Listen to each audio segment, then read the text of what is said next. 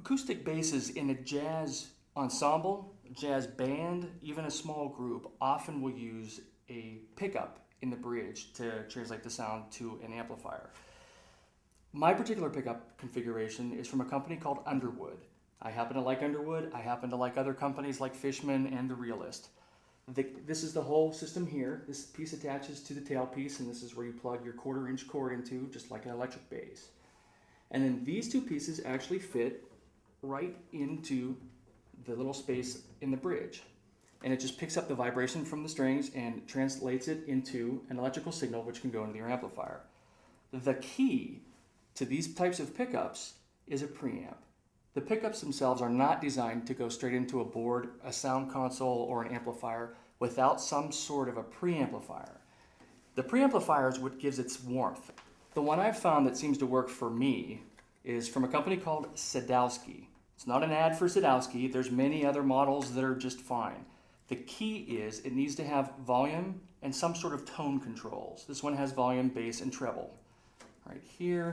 And this sort of allows you to adjust the sound of these pickups before it actually hits the amplifier. That really is the key of making these acoustic bass pickups sound the best. And a lot of guys end up not using them, and that's why the basses sort of sound mid-rangey and a little ricky-ticky, if that makes sense.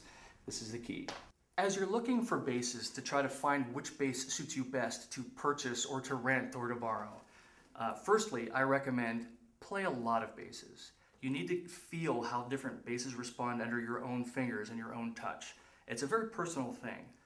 But the one thing I want to tell you about is do not rule out plywood basses. Many people will tend to put down plywood basses because they're cheaper, it's lesser quality materials. Plywood basses sound great for jazz. One of my best sounding jazz basses ever was a plywood bass. And the response between that and the pickups and the amp was just beautiful. And it was a grave mistake of mine to sell that bass. This happens to be a carved bass, which is a solid piece of wood that was carved into this concave position.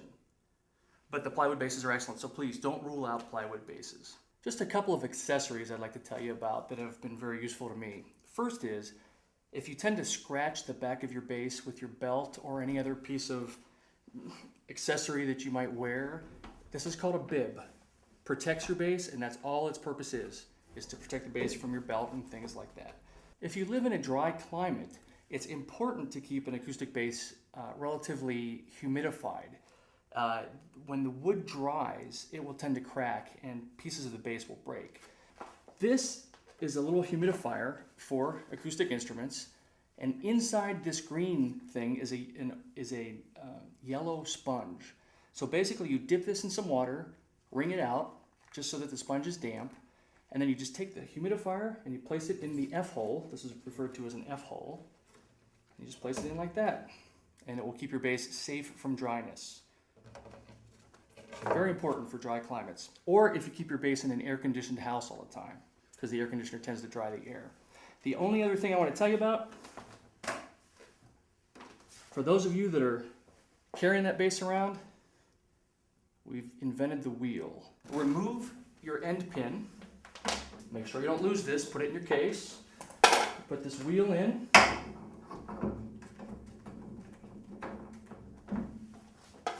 Of course, your case will be on your bass, and then you are able to wheel your bass with one hand. You have another hand free for your amplifier on a cart. And we're not supposed to sweat when we move our basses, so this makes it easy.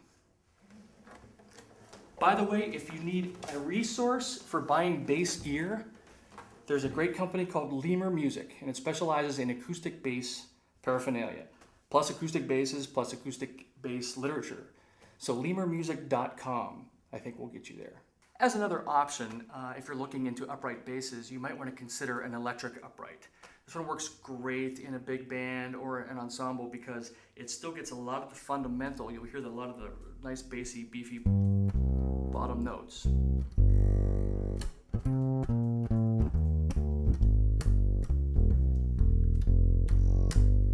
Still feels like an upright, has upright characteristics. You still get that growl. I'm not saying it's necessarily this, as good as an upright. It's just different, and it's an option.